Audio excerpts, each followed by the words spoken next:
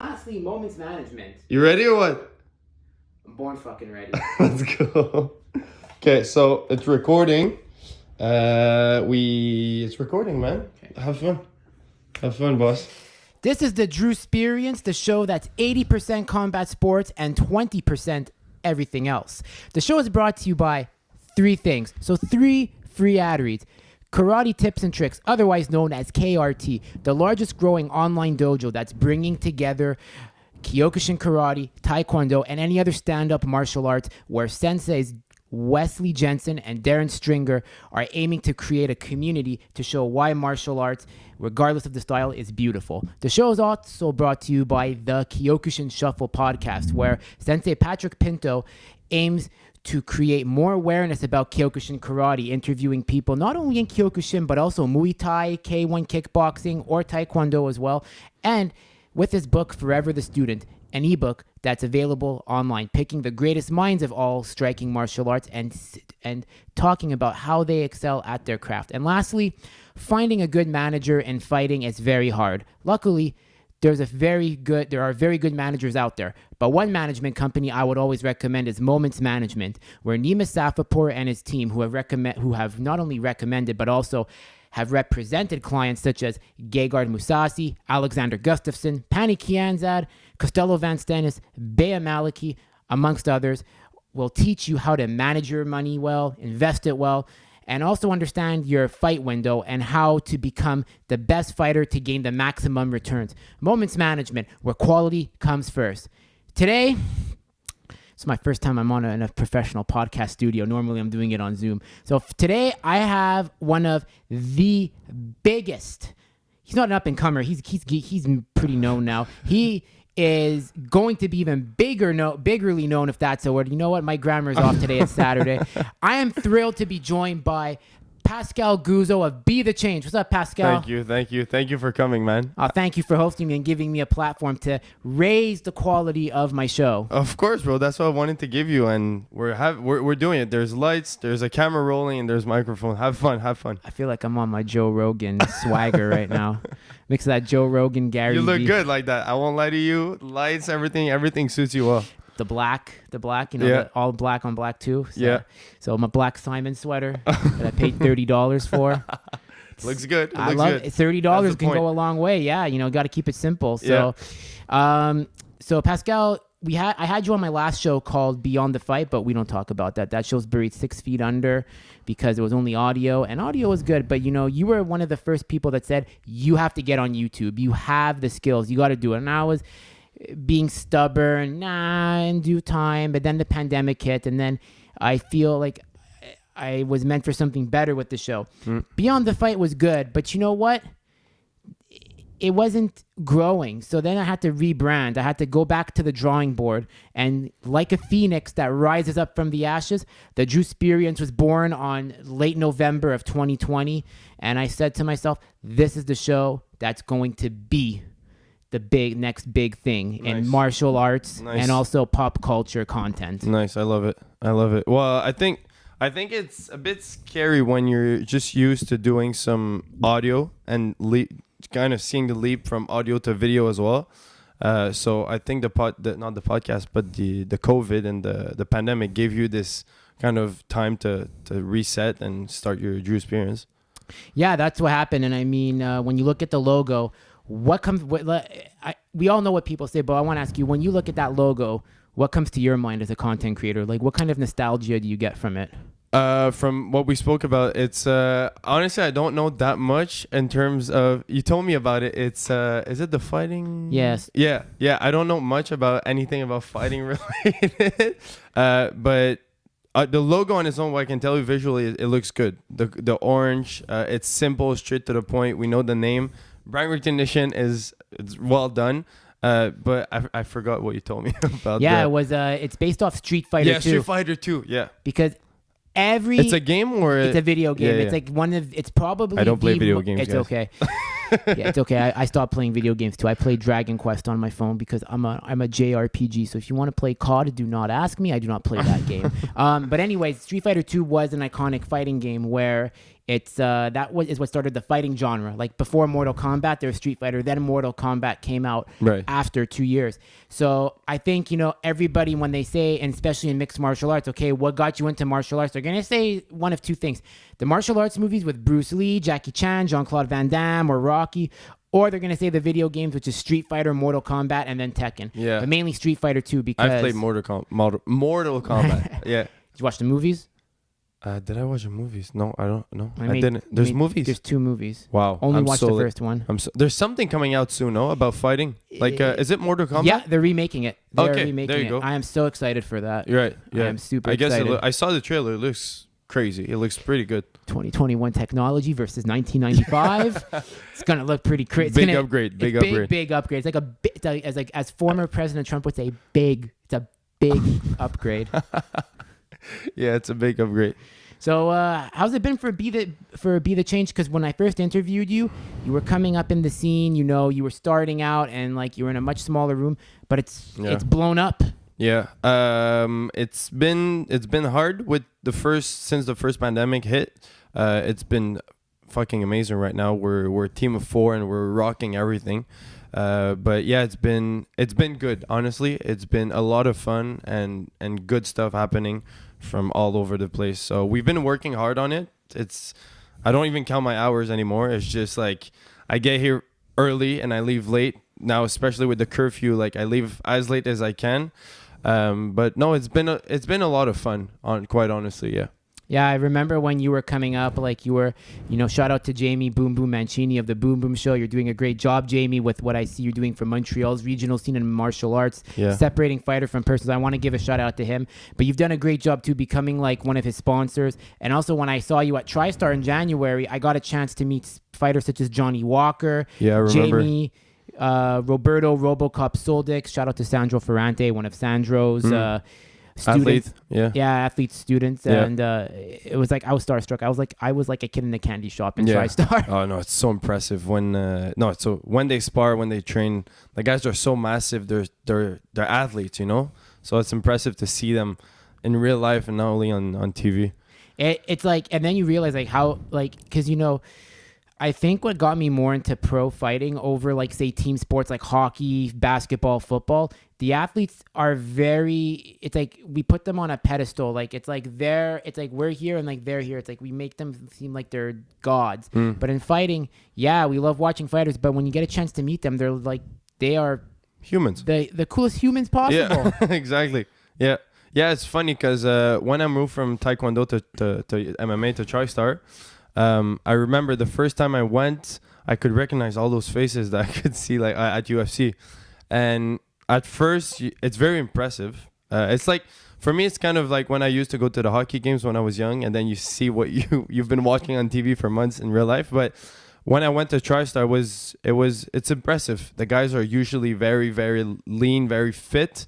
They hit like monsters when you watch them train on the bags, whatever. So no, it's impressive. It's very true. And what I really took away from that day from TriStar when Sandro got me to come, it was like, wow, it's like I'm. Was it on sparring when I saw you at sparring? Yeah. Yeah. I remember. And I got to talk with Johnny Walker. Yeah, I remember. That guy is an absolute unit. Like on TV, he looks tall. Then you see him in person, and you just say to yourself, "This guy is really tall." Huge. He is huge. So like I'm 6'2", but next to him I felt like a peanut. He's massive. It's funny because we were taking pictures of him when he did his training camp with BTC, and at a certain point towards the end, we probably did 10 photo shoots with him, so we were kind of getting close, even though there was a bit of a language barrier. But I was taking pictures of him in the cage, and then he's done training. It's kind of a fun time. The fight is coming up. The hard work is done. And then he goes to me and he shoots for a double leg just for fun. But just seeing him at my legs, seeing his back, how massive it was, I was like, I'm never sparring that guy in my life. They said, hey, you got to spar. Hey, Drew, do you want to spar Johnny Walker? No.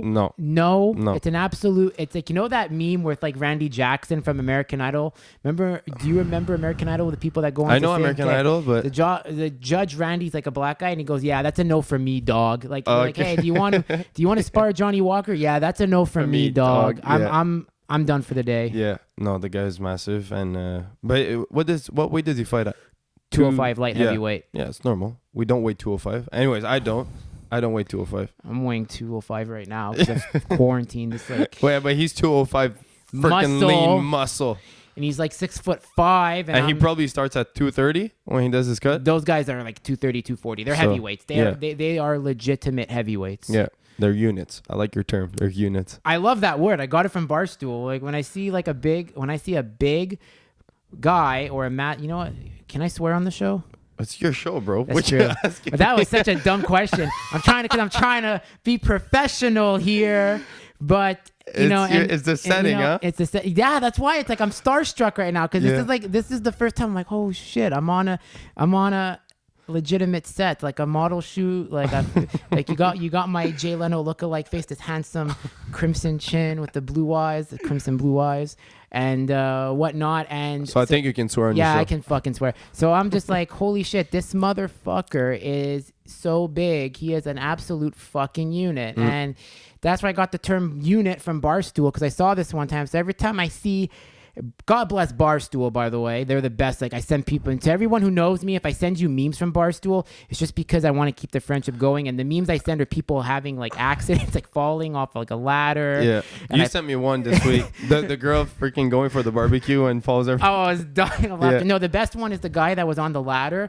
and he fell down and then like he just gets up after. Like I didn't see that oh, one. I have to send it to you. Okay. It's bad. And then I always try to put a witty quote with with like the video. Yeah. This one was like, I'll always be there for you even when you fall.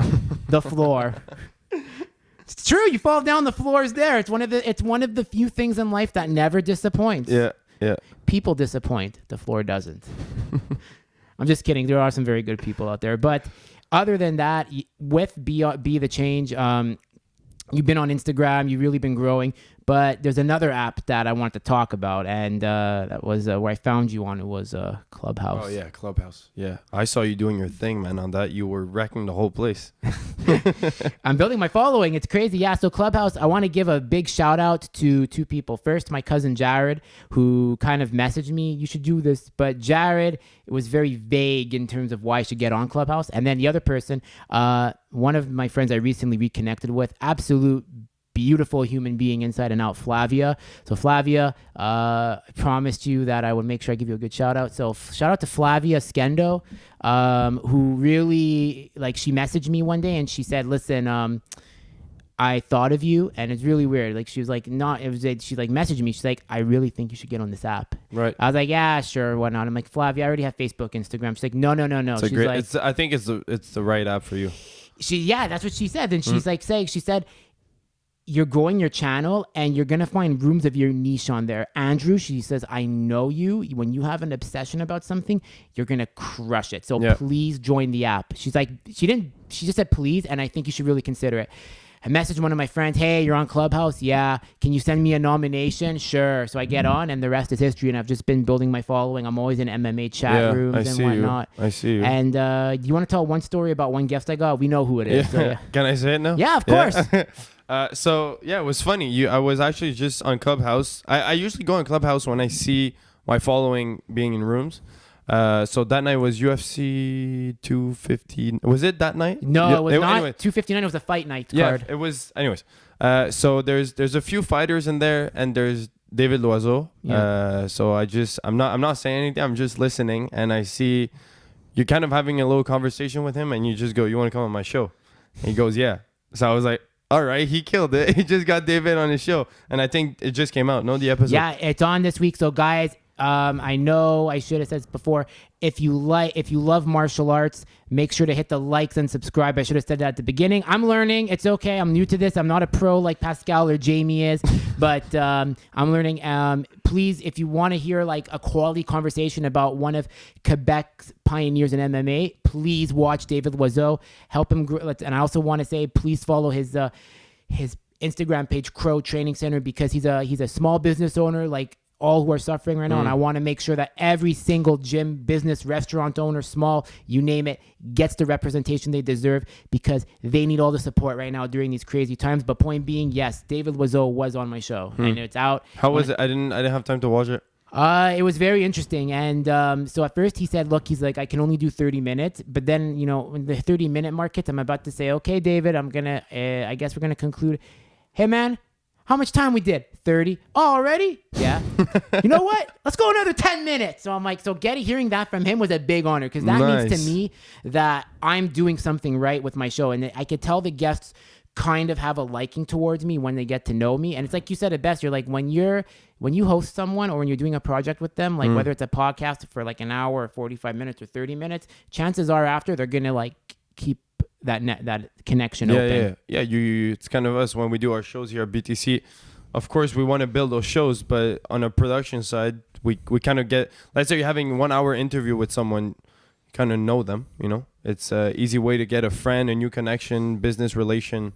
So that's why you're now, I guess, a cool guy with him. Yeah, I'd say so. I mean, like we messaged each other after that, and then like I tag. What I also try to do too is like when I have a past guest on. So the past guest I've had on was Bert Watson. He was known as the fighter's babysitter back in the UFC before. Before Conor's rise. It was right when the Conor's rise was happening, but he left right when it happened. Okay. So Bert Watson, who was like also, he's one of the most important figures in combat sports history. Whether it's not only for MMA, but he was friends with the late boxer Joe Frazier, who fought Ali and his manager. I don't know anyone. It's okay. Me and names, man. Yeah, but it was crazy. So I mentioned Bert. I tagged Bert in the post. Yeah. Bert sees it. He comments. He remembers David. David comments. They're having a conversation in the comments. So that's the goal, is to create like that sense of community with past guests. That's or amazing. Like when I have like say Nima on. So shout out to Nima Safapur of Moments Management, who helps with my show in a sense. Nima like always said to me, he's like, he says, you have a social entrepreneurial mindset. He's like, you got to tap into that more. And he's like, because I could tell like you like talking to people and you're good at that. So that's like where I really try to do. I take off that from him, and also his key principle of living below your means, whether you're a fighter or an entrepreneur, because everybody wants the glam, everybody wants the result. They don't want to put the work in. Yeah, I think this is the last sentence you just said. I think it's all because of social media. It glorifies the outcome. And credit card.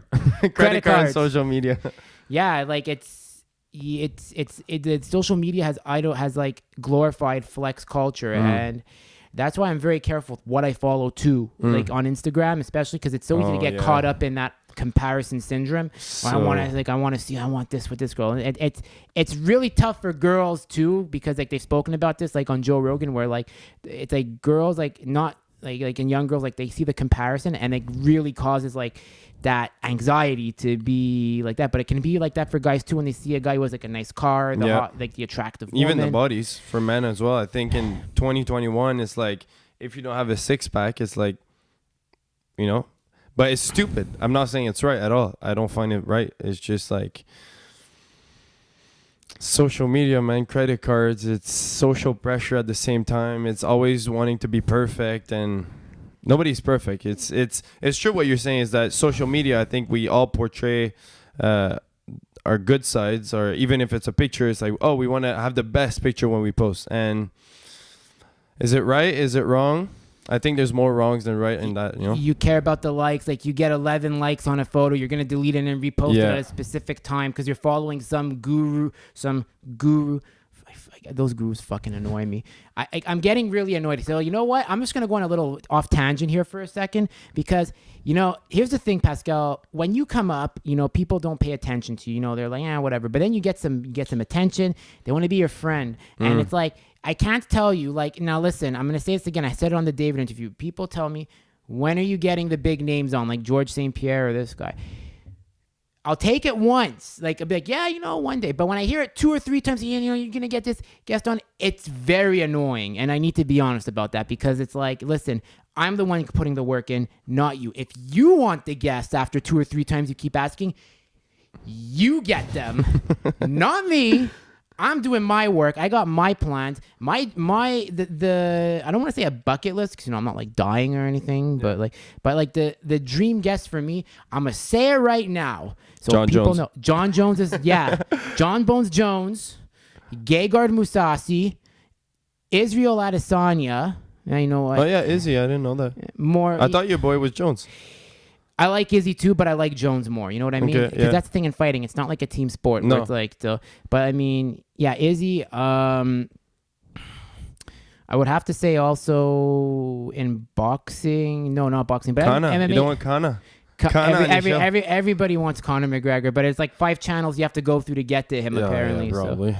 Probably. But yeah, the list of guests that I'd love to get on are actually, you know what? Here they are. So you know what? Jones, in no order. Jones, Musasi, Izzy, the Shevchenko sisters. Yeah. Valentina and her sister Antonina, because Yeah. female fighters. I want to gotta give love to the females who fight, because you guys are fucking badasses. And you guys have fucking crazy fights. Like look at Wei Li Zhang versus Joanna. After that fight, I'm not messing with women who do martial arts. Man, girls can kick guys' asses. I got humbled by a black belt in karate. You know, my friend Lisa. She's like my old sparring partner, but she fucked me up one time. But What do you think about you know, when we say like a woman can defend herself against a man of the same size? Do you think it's doable for a woman? Or yeah, if You she think has so? if she has very good fight IQ, and she knows. let's say they're both trained equally. Let's say a 145er for a 145er. Oh man, Pascal, both trained equally. you're really throwing me on the spot here. And 145 women's are pretty. If they're are they rare? How much do women weigh? I think it's more like 125s. Yeah, like a flyweight. Yeah, let's say 125 for 125.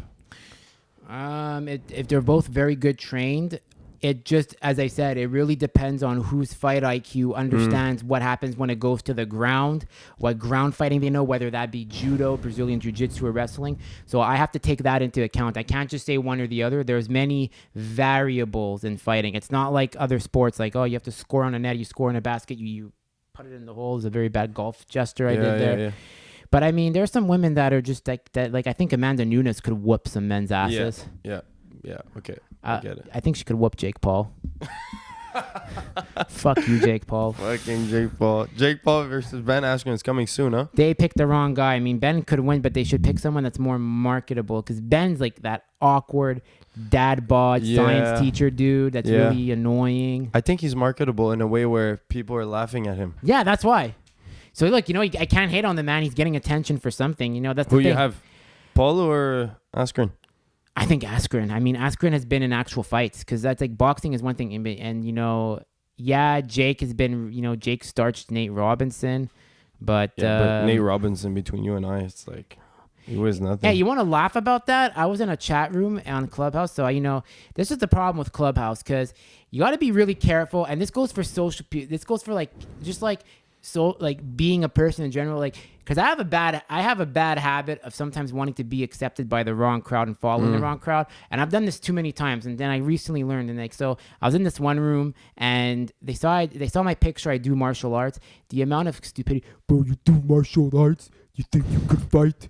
On a scale of 1 to 10, how good are your fighting skills? Like someone asked, how good are your boxing skills on a scale of 1 to 10? And my response was, how long, on a scale of 1 to 10, how long did it take you to realize how stupid that question was when you were processing it in that pea-sized brain of yours? It's one guy, bro, I'm a D1 basketball player, and I think I could break your leg. Oh, you want Nate Robinson part 2? Yeah. You play basketball. Look at what happened to Nate Robinson. These guys, you may play basketball. That's your game. You step into our sport. You come into that ring. We'll see who the big talker is after. Like it's annoying. And I just want to say, like, I always feel there's like this stigma attached to when people say they do some form of combat sports, and it's got to stop. It really is getting annoying.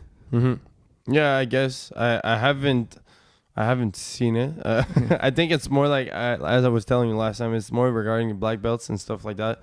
I feel like sometimes people use their black belts as if it's an achievement. And if we compare sports that have belts and sport that don't, I feel like sometimes people that have black belts in certain sports should shut their mouth because they're just like, having a black belt, yes, it's an accomplishment. I'm not removing anything from it. But like people that train in MMA, let's say a TriStar for 10 years, it's not because they're white belt in everything, basically, except maybe jiu-jitsu because they give belts. But it's not because they're a white belt that, it's not the same level as you having a black belt in something. So that would be my only thing. But No, I never really saw what the. No, it's just why you got to be careful. So if you get Clubhouse, be careful what rooms you go into, because Yeah. some of that energy, it's not worth it. Like, Mm. but yeah, that's the thing. And some people too. The other thing is like, it's like the other thing too, like people like who brag a lot, like, oh, I know this person. I don't care who you know. I don't care. Like, look at my show. I've had some guests too. Did you think I'm boasting about it? Like, I just think one thing I've learned in this game of content is there are some really insecure people in this game, and not just in martial arts, but everywhere. Like, and they're gonna try to boast about it to make you feel inferior to them when they talk at you, and it's like, do you really think like it's like I had like one person that said, oh, I know this famous person. I'm not gonna say it on it, and like my family worked with them, and it's like, and I just said, why are you picking back off your family's success when you haven't done the work yourself? They did the work. They can boast about it. You stay humble. You have to build your own brand. You have to write your own story. And that's the thing. Like yeah, okay, cool. If your family did it, cool. That's them. They made their mark. Make your mark in this game. Be your own entrepreneur. Be your own boss. Yeah. I guess. Yeah, it's a good point. Exactly. But so other than that, with the UFC, what was your thoughts on the Izzy fight? Izzy fight. Izzy didn't look that small until he came to kind of wrestling, jiu-jitsu. He looked like a little peanut, but no, I was surprised. Actually, he didn't feel that it was faster. Wait, it's obvious. Bouncing around, just faking a lot of fakes, just tagging him. But I think it. I think at the end of the round, I think it was the last round when what's the name of the other guy again? Jan Blachowicz. Yeah, thank you. When he got on top of Izzy, like clearly Izzy was finishing the round there. So no, I think it was a good fight overall. Izzy is a phenomenal striker, always fun to watch. But I think he's gonna be back at that weight though. I think so too. I just think, what I like about Izzy, because, everyone has kind of like a love-hate with Izzy with how he talks. Now I like how he's kind of more quiet now, whereas before he was trying to sound like that cool, but it came off cringe anime character. Yeah, you fun? Yeah. I find he's much more calmer now. He's more subdued. Yeah. And I liked it. I really liked that. The fact, what made me like him more after this was the fact that he decided to go up in weight class to challenge. Because how many people do that right away? They want to clean out their division. I just think his chapter for now is in 185, where it's kind of a division that's in transition because Yoel Romero left to Bellator. But there are some amazing fights that can be made there, such as with a rematch with Whitaker. I would like to see him fight Darren Till. I think that would be a great be a good fight for Australian, but also European MMA, because Darren Till is like the big face. I fucking love that guy. He's so funny. Yeah, I love that guy. I really like that guy. But I think Izzy versus Till would be a freaking good fight. For marketing purposes, I would love to see it. Yeah, I think they're both young. Yeah. Something I really liked about what Izzy said about after his fight with Blachowicz, is that it? He said that, because he lost his first fight in MMA. I like the fact that he mentioned that he was almost proud that he lost against a guy like that, like a veteran. And he's like, if I had to lose my one, I want it to be something like with somebody like that. So, the guy, yes, he won 20. I think he was 20-0, no? Yeah. And now he's 20-1, and it doesn't seem to be. He's not a bad loser. It was fun to see that he was kind of proud that he lost against somebody like that. Yeah, I like the guy. He really handled it very well. And I love what he said. He's like, I've lost in boxing, I've lost in kickboxing. I still have my friends and family that love me, and that's what counts most. And he said, if you're getting, I love what he said when a reporter asked him, what do you think happens now with like your fan base? And he said, if you were only following me at my highest and you were only going to be a seasonal bandwagoner, then get off the train now, and for those who are dedicated, trust me, I appreciate it. I see it. I love you. And I have plenty of more up my sleeve to make sure you guys are amazed. Yeah. What do you think about that zero kind of, I think it's very strong in boxing, a bit less in MMA. Unless your name is Habib. Yeah. Well, what do you think of it? Like keeping that zero? I think it's Do you more think it means something? Not really. Everybody kind of wants that John Jones record, even though John has a 4-1. But that one loss is a bullshit DQ loss because when he was fighting Matt Hamill back in the day when he was coming up, the 12-6 elbow was a very illegal elbow. But he was winning that fight. It's just that the rule set at the time was kind of weird. It was you have to watch that fight. It's a bullshit loss. Okay, never saw it. Yeah, it's so everybody wants to be that John Jones, get the constant the title defenses. Yeah. But you know what? Everyone has a different path in mixed martial arts, and I think having that 0, it's next to impossible. Everybody's gonna lose at some point. Right. So you don't give a fuck about it? I don't give a fuck. I really do not give a fuck about if someone has a 0 or not. What matters is that if they lose and then they come back stronger, that's what counts. Look at George St. Pierre. George lost the belt to Matt Serra by fluke. He got knocked out by fluke. It was one of the weirdest knockouts ever. And George just wasn't there, like he admits. He came back, he won the belt, and then he became one of the sport's best grapplers because he learned from that loss, you can't just be a striker. Yeah. Okay. I like that. I like your answer. Me too. I kind of have the same thing. For me, a 0 it's hard. I'd say yes, it's impressive, but is it the only thing that makes you great? I don't think so. I think if you bounce back from it, sorry for cutting you off. Okay. I think if you bounce back from it, that kind of removes that loss for me. Very true. You look at a guy, but there have been some that get that loss, losing the title, and then after that they go on a massive losing streak, i.e. Johnny Hendricks in GSP. GSP who even the GSP fans are yeah, Hendricks had it. It's so controversial to this day but I feel I remember that fight. Everyone does. I watched this one. It was I had George winning it by split decision in the end still. But after that, Johnny wins the title, loses it to Robbie Lawler, and then goes on a massive losing streak. He's never the same fighter again. He was Is he out? I think he's out, no? Yeah, he retired. He retired in 2018. Shit. It's a hard sport. It's a hard sport. It's a violent sport. It's a thankless sport, and you're never going to leave the way you want to leave. It's very, very, very rare that we get the endings such as the Habibs, the Georges. Yeah. Who else? I can only think of those two. Yeah. Those are the only two I could think of at the moment. Maybe John Jones, if John Jones wins the heavy. Cejudo? Yeah, but Cejudo is he really retired or? Right. I don't know. And I'm getting annoyed with him. I would retire if I was him. I would stay retired. He keeps saying the thing is gold medal champion. Did you know? Yes, Henry. I know you're a gold medal champ. Yes, Henry. I know you are the flyweight champ. You beat the best ever, Demetrius Johnson. Yeah, and then he wins the bantamweight. I know. No one cares. I just think it came off very cringy, but he did good for himself. Why do you think no one cares? It's just he keeps flaunting it. I get it. Not many people watch the small divisions, the smaller weight classes, because they like watching big guys fall down. I mean, don't get me wrong. But technically, they're good divisions, but just people, I think he was just trying to help bring eyes to the smaller weight classes. I personally love Cejudo. I come from an Olympic sport, so for me, getting that gold medal it's something big in I think all Olympic sport. So when you look at someone that got the gold medal and then went on to win that double champ, yes, he's talking, he's a lot cringe, he's very cringe, but the guy accomplished what he had to accomplish. At the end of the day, I think people don't like him because of his cringe.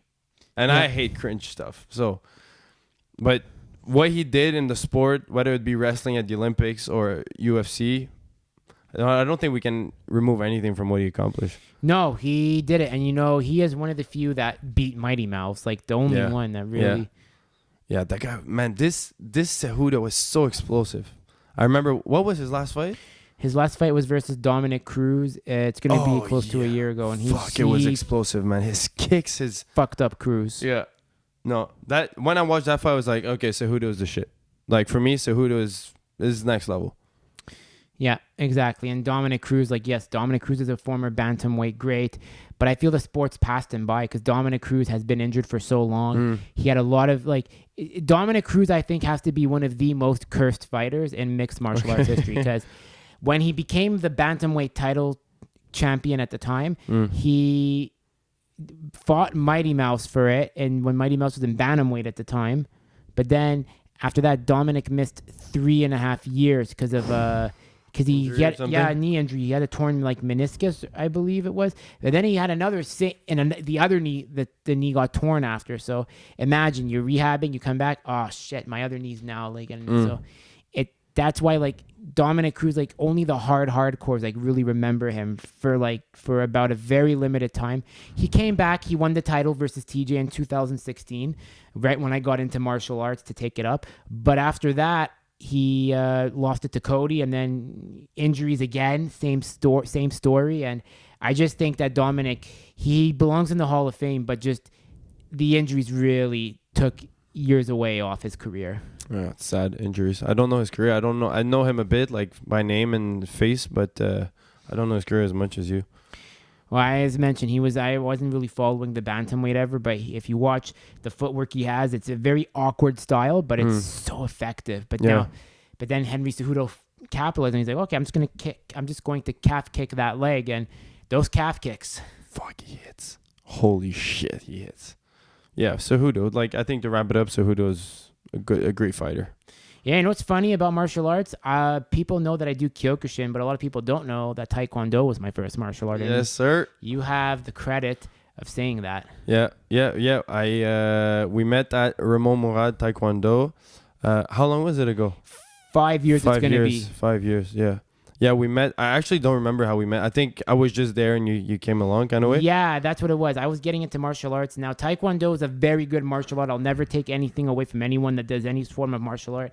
It just wasn't for me because I didn't have the dexterity and the hip flexibility for the kicks. And that's why I got into karate, because it was much easier on my body for me per se. So that's what I like about it. But I take nothing away. And I always tell people, if you want to get your kid young, like they're like they're at that age, like 5, 6, put them in Taekwondo first, give them the foundation of developing those kicks, because a lot of the times Taekwondo practitioners will go into karate after and they take those kicks with them. So imagine that dexterity you get from Taekwondo into karate. Yeah, no, Taekwondo is an amazing martial art. I think it's not only the kicks. It's not only a kick. Sorry, it's also a lot of the movement. You know, like the way you manage a fight, the distance, and it brings you that flexibility as a whole, like your hips. So I think if you're tight, it must have been a hard sport for you.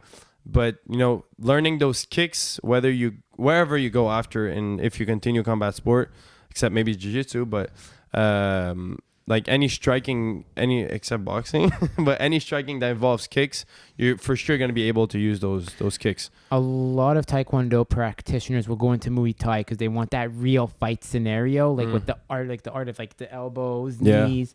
So a lot of Taekwondo, there are quite a few Taekwondo black belts that are very skilled in Muay Thai, such as Joseph Valtellini, Bazooka Kickboxing founder, and also former Glory welterweight champion, Valentina and her sister Antonina Shevchenko, Taekwondo specialists that went into Muay Thai and then MMA. So they really parlayed their Taekwondo. You can really parlay Taekwondo into other disciplines very well. Yeah, I agree.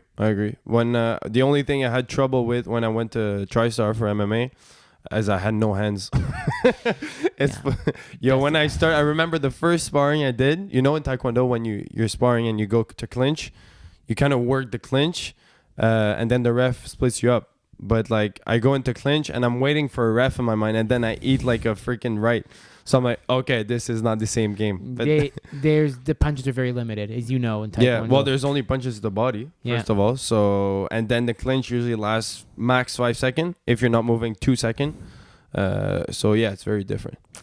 It's not like other arts, but as mentioned, it's still great to start with. But as I said, what I would do is I would keep my kid in it from say like 5 to 8 years old. So, you know, from that time, you know, get up to at least a green belt or blue belt. And then if he wants to continue, okay. If you want to go into karate, then I put him into karate. That's what I do.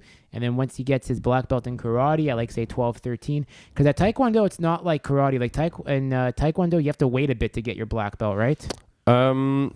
If I talk for experience or... Yeah, from your experience. Well, from my experience, I did my black belt in freaking fast. Yeah. I did 3.5 years. But it's just... I was competing like 10 times a year. So my coach in that case was giving me kind of classes for every time I was winning. And I won quite a lot of tournaments. So like the classes were stacking up. And as soon as I started my white belt, I was there every day. Like I was there.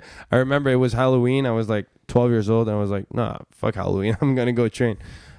So when you put the hours in, I think it takes up to 5-6 years if you go like three times a week, but I was there 6-7 times a week. So I remember that. I remember they when I said like when I registered, how long does it take to get a black belt? And they said, well, we have one person that got it within 3 years, but that's because they recognized he has the talent. And they're referring to you, I realized, and I was like, oh, so this is who they're. Yeah, it's just honestly, maybe I would have liked to have a red belt longer. Yeah. Because I remember when I did the switch from red to black, it's another ball game, man. When you compete.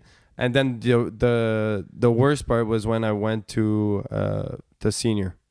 When you move on to senior categories in black belt, they hit like trucks because you're fighting guys that can be up to 35 years old, and you're 17, 18 years old. So. And you fought in the Pan Am Games, right? No.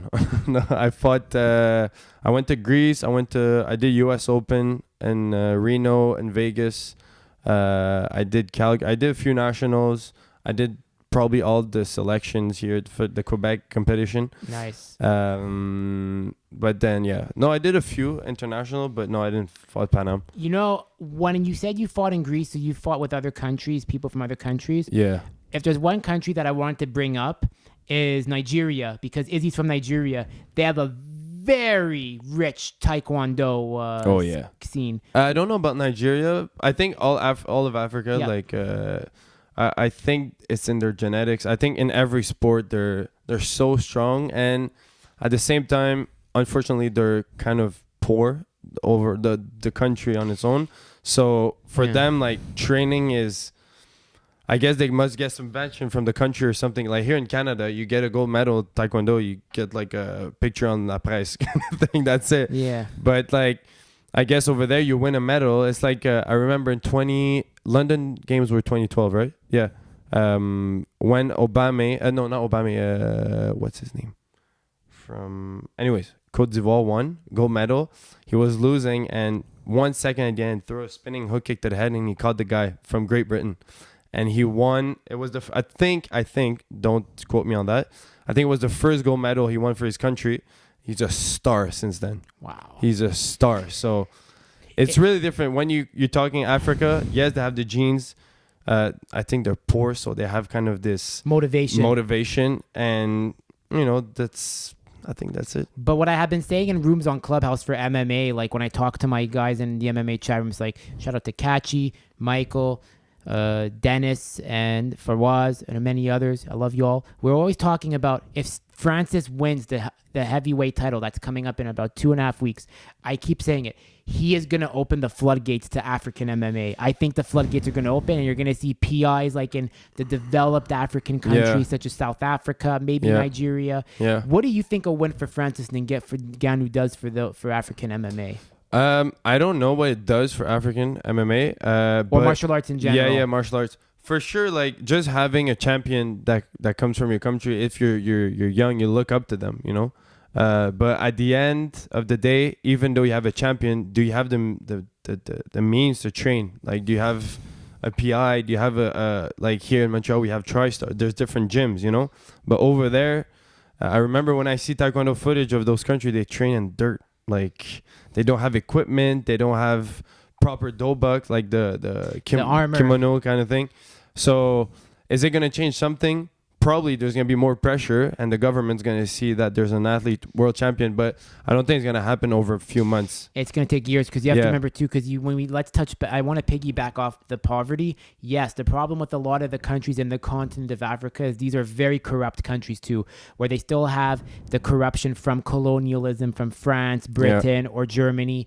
I mean, Africa was colonized by many European countries, so those dictators, like they're gonna keep that corruption there. That's why I think if they ever want to do an event in Africa, they can do an event in Africa for UFC or boxing, but there needs to be like the right bodies of negotiation in those talks to make sure the money goes to the right players, Yeah. the money goes to the right people that help organize, and it doesn't go in the back pockets of the dictator, of like the Yeah, I leaders know or what you mean. dictators and their Yeah. cronies. You gotta make sure that the money is helping build the sport and raise the bar of combat sports. 100%. But no, it's a good point, man. The Africans are so strong, and we see it in every sport.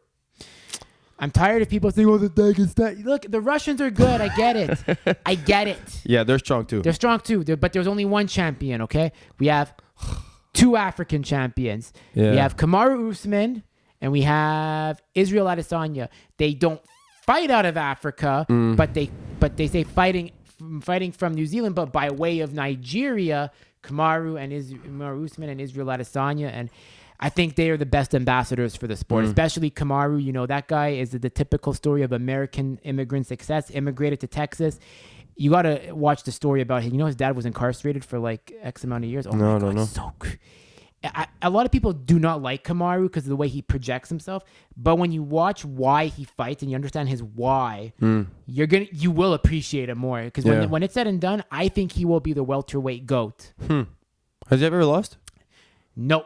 Well, he's lost one in MMA, but outside of the UFC. No UFC. So what's his record right now? Like 15-1. 15-1. Oh. Well, he's solid. You didn't let me tell you that he's solid. I think, I don't know. I don't know him that much, but from what I've seen his last fight, he's not like a spectacular fighter, and he's spectacular if you know the art of martial art. But he's not the type of guy like the Connor's gonna knock out somebody just with one punch, you know? It's a very basic but effective style because freaking effective. The way I break Kamaru Usman down is I see a similarity to George St. Pierre. Why I say that? When George came into the sport, he was a striking specialist, but then he became a well-rounded fighter in all other disciplines, especially wrestling. Kamaru Usman is a wrestler by trade. That's his specialty. But he's also effective in the other realms too. He's a black belt in BJJ, and he's also got very simple but effective striking. So that's the parallel with George. They come from specialist backgrounds, but they were able to parlay that and transition that into becoming well-rounded in all the other disciplines. Getting some knowledge everywhere. Yeah, I think it's important. MMA, mixed martial arts. Mixed martial arts. Well, it's mixed for a reason. That's why when people say, like, I hate when people say, I bet Conor McGregor could beat Khabib in a rematch. No, we all know how that's going to go, and I don't want to see it. Let the man retire. He's at 29-0. Just let him stay retired. Yeah. See how he looks now? He's got bigger. Man. Like he's got. Yeah, I think a bit thick a bit. Yeah, still thick. He's a thick boy. It's understandable when you're fighting that much and like you're always maintaining that weight. You need to cut weight. I think he had trouble making that last 55. 55? Yeah, 55. Yeah, he had a lot of trouble. So. For sure, man. Like, you're not fighting anymore. Like, let me eat, bro. Let him eat. But he's still training at least. He's just bigger now. Yeah. Like, he's walking apparently at like 195 now. Oof. Yeah. So that's right. Big man. He's a unit. Yeah. He's approaching that for unit. For 55, yeah. That's a unit. So what's the plan for Be The Change in 2021? Because 2020 had its issues, but you've done so well with 2021 so far. So as we reopen slowly, what do you think the next step is? The next step is BTC. We're kind of going away from just being a production company. There's so many production companies out there, So the goal is to build a brand around the Be The Change movement and helping creators. Kind of Nike does. They spotlight athletes. We want to spotlight creators. So what we can offer to creators and to different people is storytelling through videos, pictures. So we really want to help those creators. There's a lot of people that are able to manage kind of a quite some of following with what they do with their phone. The action they might be doing is amazing, but they don't have the cash just to pay for production work. So it's coming up very, very shortly. We're going to choose some creators starting in Montreal, and we're going to sponsor them. So let's say it's not established what we're going to offer them yet. We know it's going to be videos, so content for them to get to that next level and maybe get some sponsors, grow their community even more. So that's going to be one. Number 2, production work. For sure, we're going to keep going. And on the long run, like we're doing today, we really want to help creators. So giving them, in the long run, we would want to have a bigger space to help creators like you. And it doesn't need to be like artistic kind of photography, videography. It can be like, for me, you're making a change, you know? So to be able to bring you a setup like this is for a few bucks to rent, you know, that would be something cool for creators that are stuck with not having the gear. But no, overall, man, we're the team right now, the team of 4, we're having fun. We're building up that brand, and slowly but surely we're working hard. Rome wasn't built in a day, and that's the thing. When I had Nima on, when I broke dance with Nima on the phone for the first time, Nima was telling me, like, he's like, I really commend you for reaching out to me. He's like, because everybody wants to, and I'm paraphrasing here. So Nima said everybody wants to be the next Joe Rogan, Ariel Helwani, but we have to take it back to, they don't want to put the work in. And he's like, if anyone says anything to you, oh, you should do. You have 21 more podcasts than the guy that decided to one day start it. Yeah. And he said, and I just told him, I said, I think I had the best response. I said, not to sound like a zinger or like just be like, because I said, Nima, I said, for me, I don't care about the likes and the views and the subscribes. It's white noise. 100%. It's going to come in the end.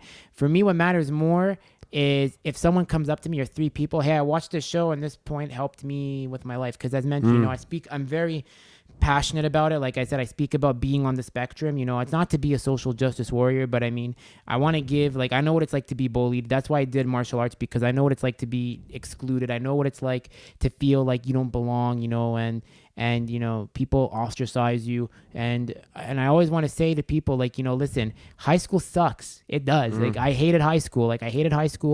But you know what? Don't peak in high school, because your time's going to come. You know, if you feel now, like, you know what? Everyone has their time to peak. And sometimes it's not in high school. Like, you know, and I see people that peaked in high school, and then I look at where they are now. It's like, oh man, they used to be like the really popular. Now you're working behind the counter of a dépanneur. And it's like, it's. You know Casey Neistat?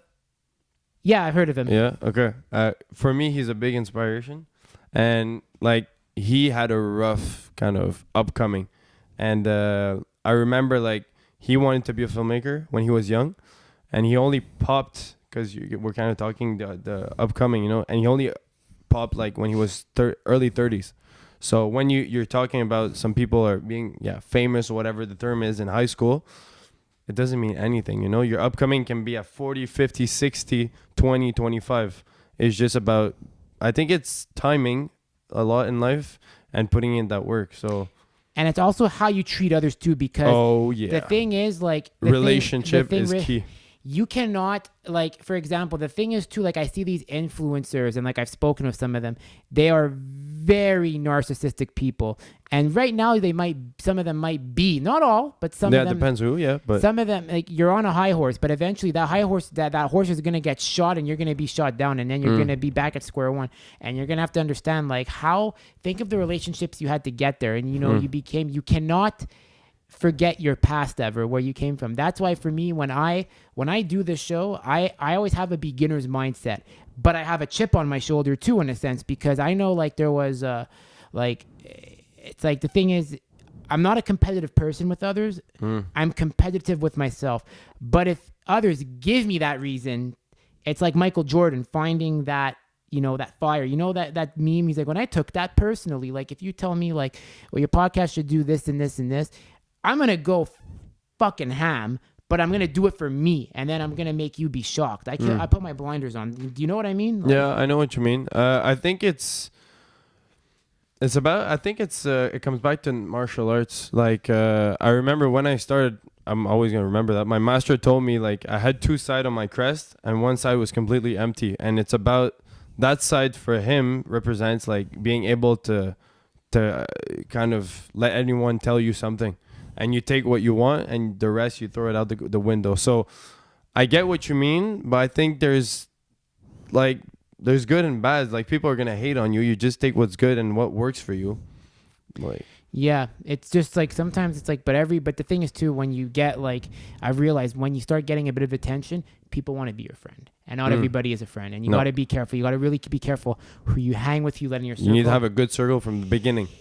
Yeah, if they were not there if they were not with you when you were bleeding in the beginning, when you had 8 subscribers, yeah, like, And then, and then now everyone's like, oh, yeah, I'm going to come on your show. But I remember when they said no, it's like, I don't get mad at that. It's just like, it is what it is. But to really like conclude it here, like in terms of like for this point is that I just think you just got to have a beginner's mindset always in order to when you're creating content. And you're going to get, I'm saying this to everyone that's going to watch this, you're going to get a lot of no's. You're going to get a lot of left on reds. Don't take it personal. You just unsend and resend the message. Send and resend the message. Yeah. Until they say yes. Yeah, but what I do too is like when I got some of my big guests on, like, so I had Jack Hermanson on my show, like a UFC fighter, the Joker. He's a 6th ranked middleweight, fights in his division. And then some of my friends were like, how'd you get him on your show? What happened was I had a shout out to Reza Pedersen from Freya MMA. Reza gave the best advice. Yeah, he gave the thing, send, unsend, but here's who you have to talk to and whatnot. So he gave me the best advice of who to talk to, his coach. I got in touch with his coach. Yeah. And then one day the I was decision maker almost. Yeah, exactly. Yeah. It's the coach and the manager. The manager, yes, but it's more the coach that you got to talk to. Yeah. And then with that, it becomes if the coach says yes and he likes you, you're kind of in. Yeah, it's true. Yeah, it's kind of, I guess, for us with George or something like that. Yeah, I mean, like whatever Jamie's doing now, like he's really building his Rolodex up well, having guys on like say Chainberg, Amen, Arnold Allen, John DiBella. It's like the names are just, and then you have some other guys coming on too. I can't say who they are. I want people to be surprised. Yeah. But no, like Jamie's really doing a good job with the Boom Boom Show. Yeah, for sure. I'm gonna do a plug, but go check out the Boom Boom Show from the True Spirits. I don't mind. No, listen. There's enough. Listen, I do not mind. There are enough. There is always. I live in abundance. Yeah. There is enough slices of pie to go around for everybody. You cannot think if someone says, "We got this guest for my show," and I feel. You don't own them. You don't fucking own them. They can do what they want. Like, for example, like I had this, like I was trying to get this one guy on my show, and then he, like I said, hey, how's it going? You want to come on? He's like, well, you're getting a lot of big guests on your show lately. And I kind of took that as it came off like a bit insecure because it's just like, it's like, bro, it's like, you do you, I do me. But if you want to make it a competition, we can go down that path. And I can surely guarantee you, you only have one niche. I have a niche that's more wider. So check yourself before you wreck yourself. But I understand how it is because when I do my niche, especially with karate, the style I do, there are some other content creators of Kyokushin karate, and I know they don't like the attention that I'm getting because I'm that new freshman on the block. Yeah, it doesn't matter. It's normal. It's normal. But yeah, to come back on the Boom Boom Show, it's going very, very well. Yeah. For sure, it's hard to grow when you start off a YouTube channel. And YouTube, there's so many channels, videos, and stuff like that. So I think it's really the fact that we're able to bring out some high quality content, some content with some great guests, and we're kind of consistent, So I think the YouTube algorithm likes it, and we're not hitting some big views for now. We know the most views we have, I think, is 500 something, which is peanuts. It's nothing compared to where we want to get. So. It's about, again, Rome wasn't built in one day. It's about putting that work almost every day, getting some good guests, but having fun at the same time. I gotta learn. Yeah, I gotta thank you for like having me come today because I really learned how to use some little tricks. Yeah, because I'm a bit technologically challenged. Yeah. So it's tough for me, but that's why I really want to say thank you to Be The Change because you guys see something in me, and it's like you're helping not only Jamie but you're willing to help me. And at the end of the day, I want to see everybody in the combat sports scene do well because I'm tired of team sports getting the headlines. We all got to do our job to raise the bar of martial arts, whether it's MMA, I was blocking my face there, MMA, Taekwondo, karate, BJJ, judo, wrestling, boxing, Muay Thai. If I'm missing one, please don't hate me. Please don't cancel me. I'm just trying to just say in general, the point is let's really do what we can to have each other on each other's shows, build it up because we're only gaining more. Yep. I'm a firm believer is when you invite someone to the dinner table, you never know what kind of relationship, as you said. Yeah, for sure. You never know who's sitting in front of you. Never know. And I think that's where we should leave it because at the end of the day, I know we can only do an hour or so, but I just want to say, Pascal, thank you so much for letting me do this. And where can people connect with you if they want to build their content game? Yeah, for sure. Well, the company is BTC, so any social platform is just BTC. So TikTok, Facebook, YouTube, Instagram, LinkedIn. our website, just btc.ca, and me, it's Pascal Guzzo. Nice. Well, you're doing a great job. You know, I think Thank you, see sir. big things for you, especially it's like there's no limit. It's like the limit is what you put on yourself. Yeah. Same how I look at it. Like I don't know where the Drew experience takes me, but I'm thinking of the next possibility all the time. 100%. Thank you for having me on, sir. Thank you. And I'm freaking happy that you were able to experience that. Like, your show is great, don't get me wrong, but I think it's for somebody to actually see what you can do on a stage like that is, you know, it's cool for Still you. recording? Yeah, we're still recording. Nice. Thank you. I appreciate it. Yeah, thank you. So guys, make sure if you like martial arts, hit the like, subscribe, share. We're going to raise the bar. If you like the Boom Boom Show, share that too, because Jamie's doing a great job in the MMA scene. There's enough slices of pie for everybody to go around. So let's all be friends and share, because we're all dying. We all piss and shit in the same toilet. We all die in the same grave. So let's be nice to each other. Yeah. And that's where we end it.